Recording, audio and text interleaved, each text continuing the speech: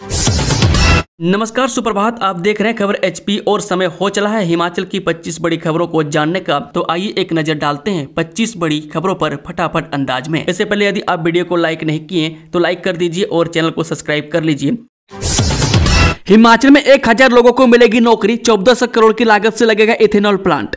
हिमाचल प्रदेश के युवाओं को जल्द ही नई नौकरियां मिलेंगी। सचिवालय में मुख्यमंत्री सुखविंदर सुक्खू की उपस्थिति में राज्य सरकार की ओर से messrs spray engineering devices limited Chandigarh के मध्य 1400 करोड़ रुपए की लागत से सोलन जिला के बीबीएन में भारत की पहली एपीआई ग्रीन हाइड्रोजन और 2G इथेनॉल की एकीकृत विनिर्माण सुविधा स्थापित करने के लिए मेमोरेंडम ऑफ कमिटमेंट हस्ताक्षरित किया गया।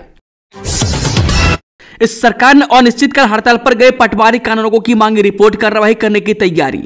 हिमाचल प्रदेश सरकार ने जिला उपायुक्त से अनिश्चितकाल हड़ताल पर गए पटवारी और कानूनगों की रिपोर्ट मांग ली है। इसमें कहा गया कि हिमाचल में कितने पटवारी और कानूनगो हड़ताल पर गए। बताया जा रहा है कि प्रदेश सरकार इन पर कार्रवाई करने जा रही है। कर्मचारी चयन आयोग से 2000 पदों के लिए जल्द शुरू होगी भर्ती, आयु सीमा में मिलेगी इतने वर्षों की छूट। मुख्यमंत्री सुखविंदर सुक्खू ने कहा कि हिमाचल प्रदेश राज्य चयन आयोग हमीरपुर के माध्यम से जल्द ही 2000 पदों पर भर्ती प्रक्रिया शुरू करेगी। राज्य सचिवालय में आयोग के कामकाज की समीक्षा करते हुए मुख्यमंत्री ने बैठक में अनुमोदित 6 पोस्ट कोड के 660 पदों के परिणामों को शीघ्र घोषित करने के भी निर्देश दिए। मुख्यमंत्री ने विभिन्न भागों, बोर्डों और निगमों के 2000 से अधिक जिन पदों की भर्ती प्रक्रिया शीघ्र शुरू करने को कहा। इनमें से वे पद भी शामिल हैं जो पूर्व हिमाचल प्रदेश कर्मचारी चयन आयोग ने विज्ञापित किए थे। हिमाचल के सभी परीक्षा केंद्रों पर डैशबोर्ड से रहेगी सीएम की सीधी नजर, शिमला से होगी मॉनिटरिंग। हिमाचल प्रदेश स्कूल शिक्षा बोर्ड की मंगलवार से शुरू हुई वार्षिक परीक्षाएं दे रहे परीक्षार्थियों पर मुख्यमंत्री सुखविंदर सुक्खू भी नजर रख रहे हैं। वह सभी केंद्रों में डैशबोर्ड से मुख्यमंत्री सीधी नजर रहेगी। वह सभी निजी और सरकारी स्कूलों के परीक्षा केंद्र सीएम डैशबोर्ड पर लाइव कर दिए गए। वह परीक्षा केंद्रों में कितने शिक्षकों की ड्यूटी लगी है, कहां कहां परीक्षा के दौरान नकल हो रहा है, इसकी शिमला से निगरानी की जाएगी। मुख्यमंत्री के अलावा शिक्षा मंत्री, शिक्षा सचिव और शिक्षा निदेशक भी डैशबोर्ड के माध्यम से परीक्षाओं पर नजर रख सकेंगे। हिमाचल में आयकर दाताओं व साधन संपन्न लोगों के लिए हिम केयर शुल्क बढ़ेगा, योजना का बदलेगा स्वरूप।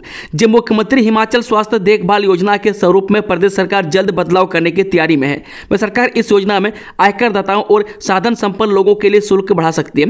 योजना की वैधता अवधि भी 3 के स्थान पर 1 साल करने और साल के पहले 3 महीने में ही अनिवार्य रूप से कार्ड बनाने की व्यवस्था लागू करने की तैयारी है। वह पूर्व जयराम सरकार के कार्यकाल में चुनाव से ठीक पहले बदली गई इस योजना में प्रदेश कांग्रेस सरकार ने संशोधन की तैयारी की है। हिमाचल में सीमेंट के बढ़ सकते हैं दाम, 3 फैक्ट्री होने के बाद भी पड़ोसी राज्यों से रेट ज्यादा।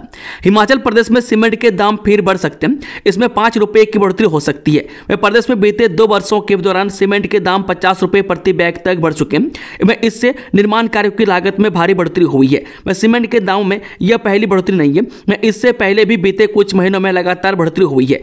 18 जनवरी को 5 रुपए प्रति बैग की बढ़ोतरी हुई। 17 दिसंबर 2024 को 10 रुपए प्रति बैग कीमत बढ़ी थी, जब डीलरों का इंसेंटिव खत्म किया गया था।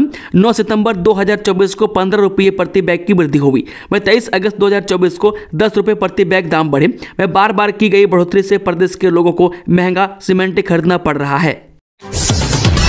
इस साल 2425 रुपए प्रति क्विंटल होगी गेहूं की खरीद, किसानों को पोर्टल पर करना होगा पंजीकरण। हिमाचल प्रदेश में रबी खरीद सीजन के दौरान किसानों से गेहूं की खरीद बढ़े हुए न्यूनतम समर्थन मूल्य 2425 रुपए प्रति क्विंटल की दर से की जाएगी। वह गेहूं की खरीद हिमाचल प्रदेश राज्य नागरिक आपूर्ति निगम द्वारा की जाएगी।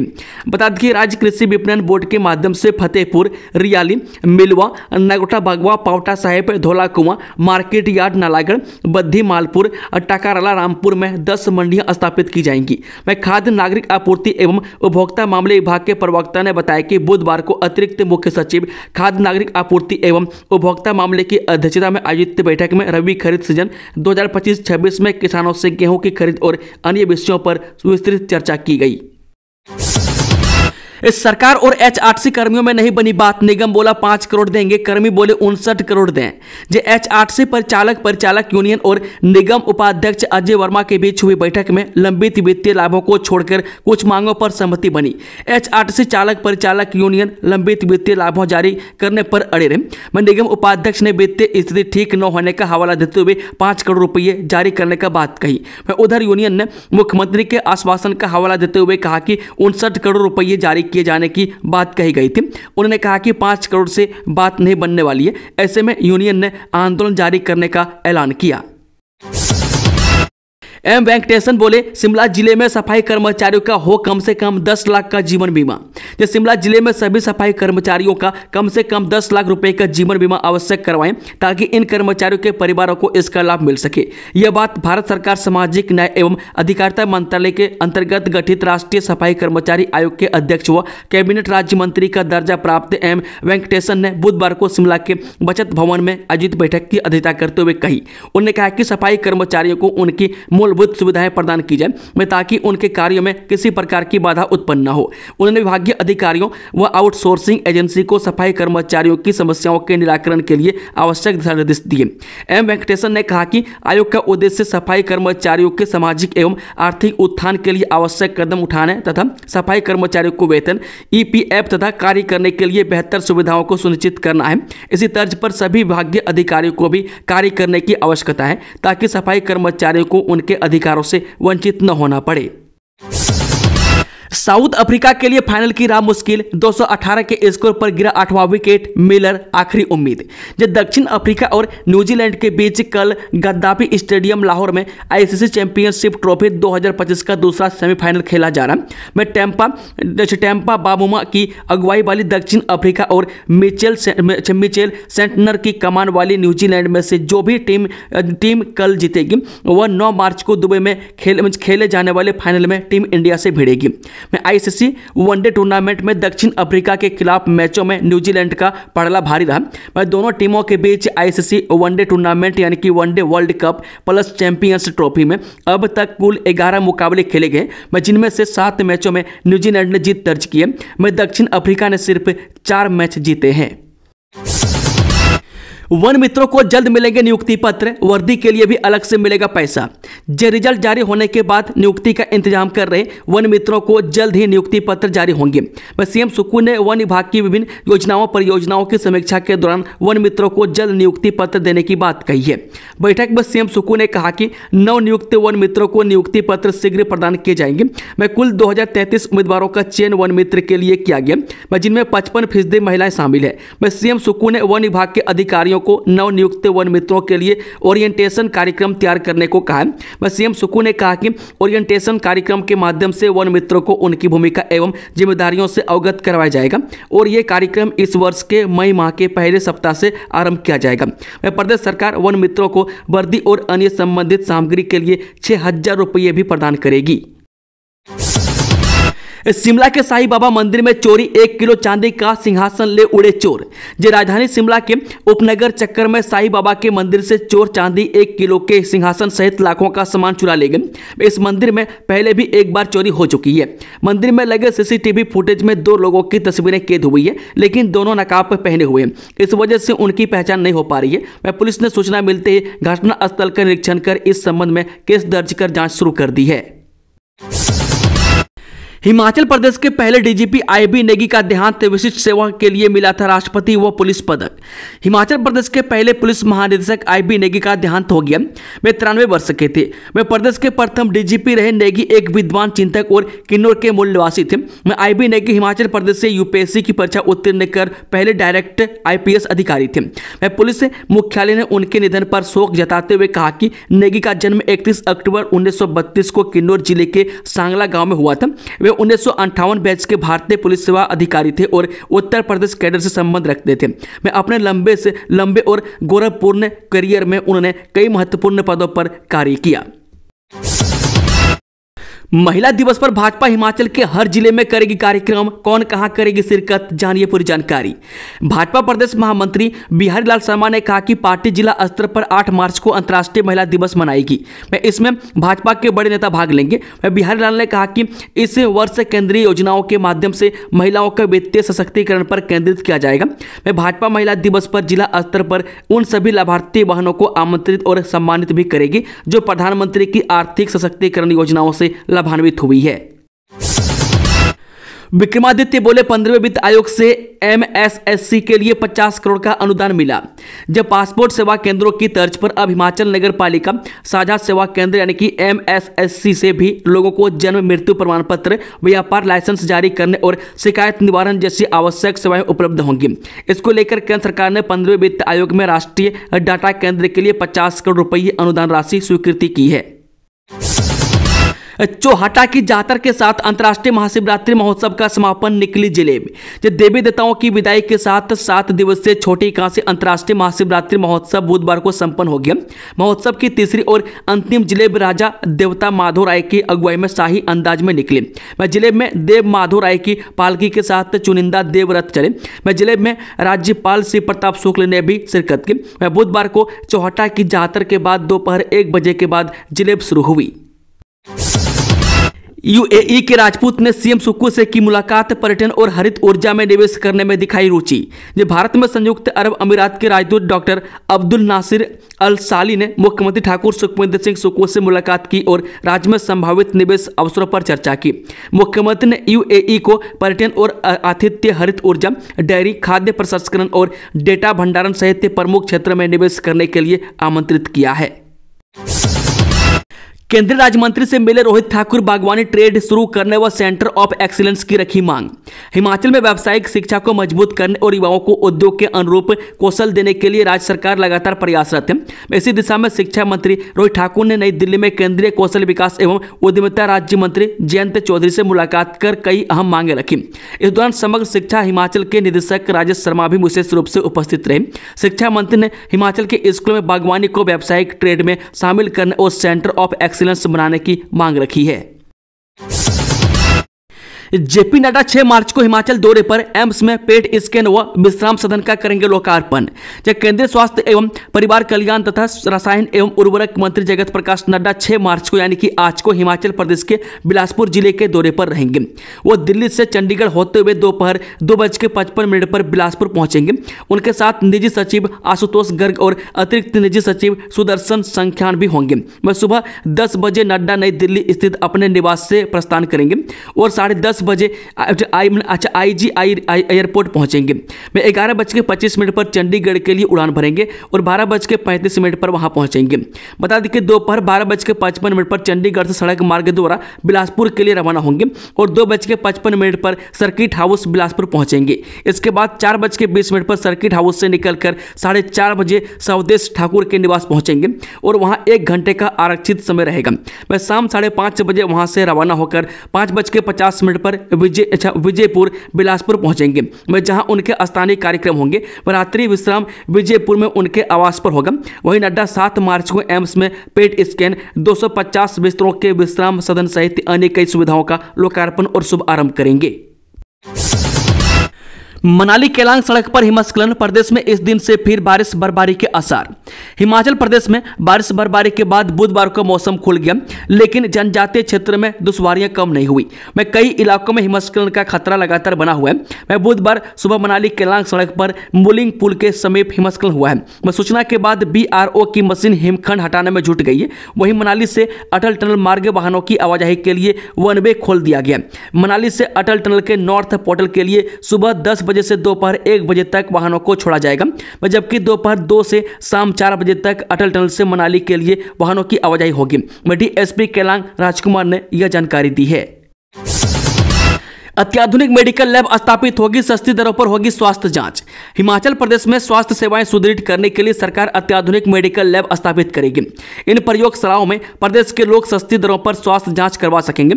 मौजूदा प्रयोगशालाओं को भी सुदृढ़ किया जाएगा। मंगलवार को रोगी कल्याण समिति को सुदृढ़ करने के लिए गठित मंत्रिमंडलीय उप समिति की बैठक में यह निर्णय लिया गया। बैठक में तकनीकी शिक्षा मंत्री राज धर्मानी तथा आयुष मंत्री यादवेंद्र गोमा भी मौजूद थे। स्वास्थ्य मंत्री डॉक्टर कर्नल धनराम सांडिल ने बताया कि प्रदेश के लोगों के कल्याण के लिए रोगी कल्याण समिति की ओर से प्रदान की जाने वाली सेवाओं में गुणवत्ता सुधार किए जाएंगे। नियम बदले, सरकारी कंपनियां भी हिमाचल में लगाएंगी मध्यम बिजली प्रोजेक्ट। हिमाचल प्रदेश में अब बाहरी राज्य और केंद्रीय उपक्रम भी बिजली उत्पादन कर सकेंगे। बीते कई वर्षों से आवंटित ने हो रही 20 परियोजनाओं के लिए सरकार ने नियमों में संशोधन किया है। बिजली उत्पादन करने के लिए बाहरी राज्यों और केंद्रीय उपक्रमों को न्योता देने के लिए पत्र जारी किए गए। ऊर्जा निदेशालय ने 308 मेगावाट की 20 बिजली परियोजनाओं के आवंटन की प्रक्रिया शुरू कर दी है। बता दें कि अन्य राज्यों केंद्रीय उपक्रमों को 10 लाख प्रति मेगावाट अपफ्रंट प्रीमियम के आधार पर प्रोजेक्ट दिए जाएंगे। 40 वर्ष के लिए आवंटित की जाने वाली इन परियोजनाओं की अवधि पूरी होने के बाद इन पर सरकार का पूरा नियंत्रण होगा। सानन पर तीसरे राज्य की नो एंट्री, सुप्रीम कोर्ट ने किसे कहा, ऐसा जानिए पूरी जानकारी। जब मंडी जिला का जोगिंदर नगर स्थित सानन हाइड्रो पावर प्रोजेक्ट पर सुप्रीम कोर्ट में पड़ोसी राज्य हरियाणा को झटका लगा। पंजाब और हिमाचल के बीच चल रहे सानन प्रोजेक्ट विवाद में तीसरे राज्य के तौर पर हरियाणा ने कूदने की कोशिश की थी। सुप्रीम कोर्ट ने हरियाणा की याचिका को खारिज कर दिया और मामले की सुनवाई 24 अप्रैल को तय की है। अब इस केस में हिमाचल और पंजाब के बीच ही एडमिशन और डिनाइल को लेकर बहस होगी। सानन प्रोजेक्ट केस में हिमाचल ने जो तर्क रखा है उसका जवाब अब तक पंजाब नहीं दे पाया। मंडी के राजा और केंद्र सरकार के बीच लीज की अवधि खत्म होने के बाद हिमाचल सरकार ने इस प्रोजेक्ट को वापस लौटाने को कहा था। इसके खिलाफ पंजाब सरकार सुप्रीम कोर्ट चली गई और तर्क दिया कि सानन प्रोजेक्ट पंजाब रीऑर्गेनाइजेशन एक्ट के तहत मिला था, इसलिए यह सिर्फ लीज से गवर्न नहीं हो सकता। परिवहन विभाग ने बढ़ाई तारीख, अब इस डेट तक करे बस रूट को आवेदन।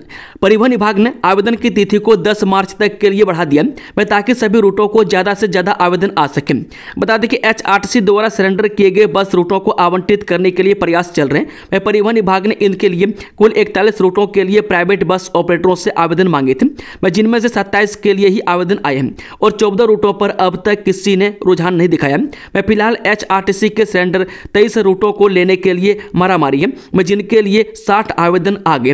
अब इनकी छटनी का काम भी आसान नहीं होगा, जबकि 14 रूटों के लिए एक भी आवेदन नहीं है। परिवहन विभाग ने फरवरी महीने में 41 बस रूट विज्ञापित कर लोगों से इसके लिए आवेदन मांगे थे। 3 मार्च तक आवेदन करने की अंतिम तिथि तय की गई थी। 27 रूटों के लिए 60 आवेदन परिवहन विभाग के पास आए हैं, जबकि 14 रूट ऐसे हैं जिनके लिए एक भी आवेदन नहीं आए हैं। कनाडा भागने से पहले 2 महिला तस्कर अरेस्ट, पुलिस ने लोकेशन के आधार पर दिल्ली एयरपोर्ट से की गिरफ्तार।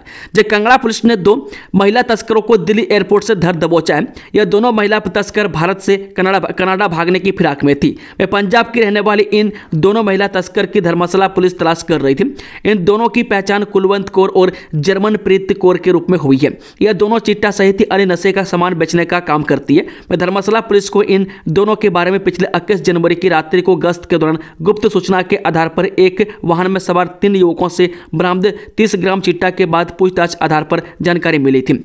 उन युवकों ने इन दोनों महिलाओं से ही यह चिट्टा खरीदा था।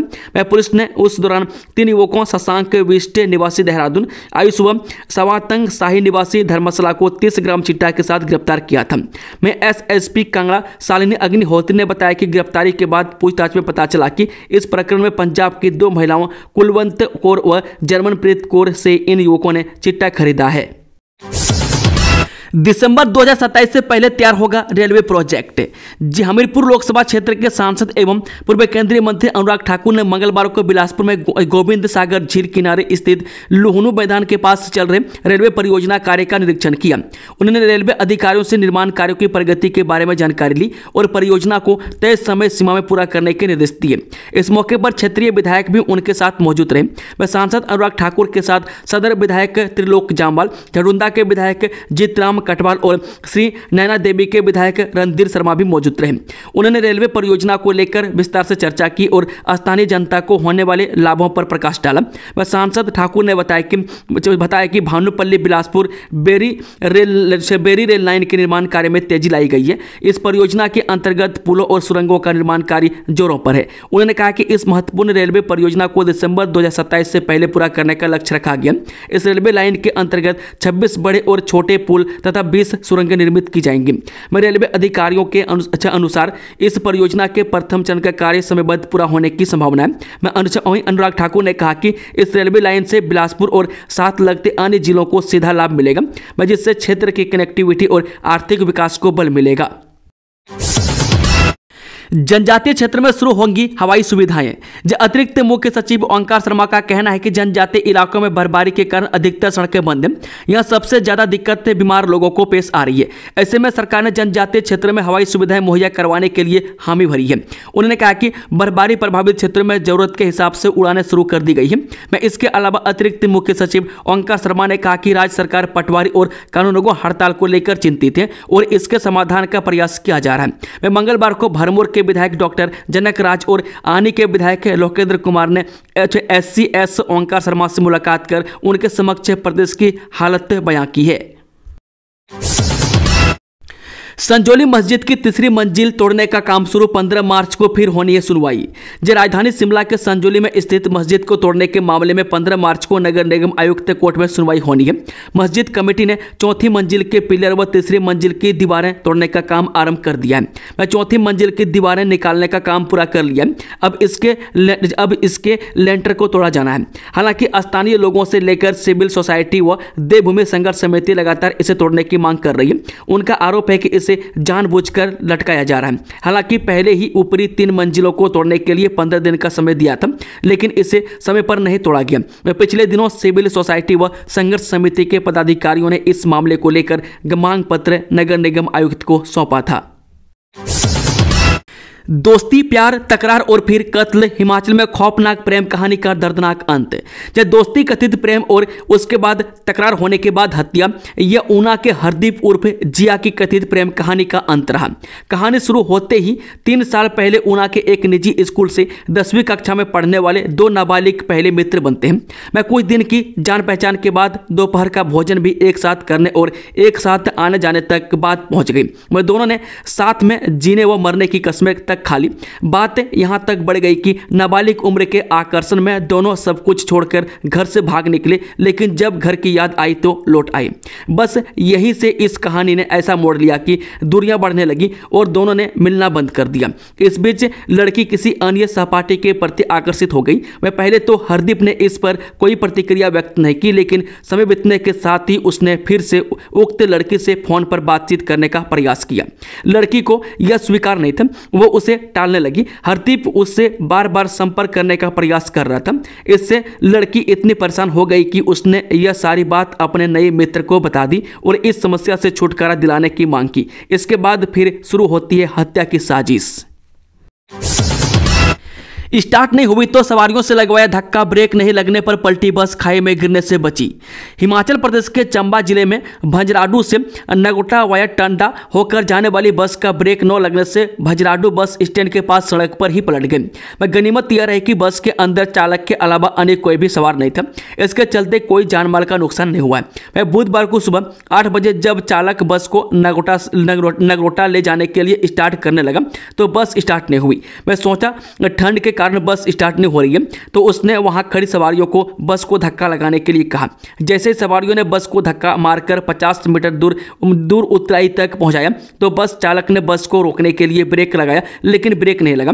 मैं एन मौके पर चालक ने सूझबूझ दिखाते हुए बस को रोकने के लिए पहाड़ी से टकरा दिया। दोस्तों, खबरों का सिलसिला समाप्त होता है। कि जानकारी पसंद आई तो वीडियो को लाइक, शेयर, चैनल को सब्सक्राइब जरूर कर लें और कमेंट बॉक्स में कमेंट करके बताएं कि आप न्यूज़ को किस जिले पंचायत से देख रहे हैं। Thank you, all the best. जय हिंद, जय हिमाचल।